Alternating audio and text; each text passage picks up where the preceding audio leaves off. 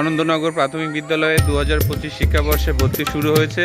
সেই ভর্তির প্রচারেই বিদ্যালয়ের সকল শিক্ষক শিক্ষিকা এবং ছাত্রছাত্রী মিলে আনন্দনগর গ্রামে বেরোনো হয়েছে ভর্তিকরণ কর্মসূচির প্রচারে।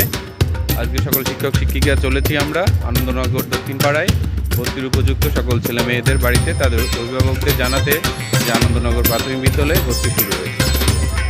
আজ আনন্দনগর গ্রামে আনন্দনগর প্রাথমিক বিদ্যালয়ের পক্ষ থেকে আসা হয়েছে বিদ্যালয়ের ভর্তির প্রচারে।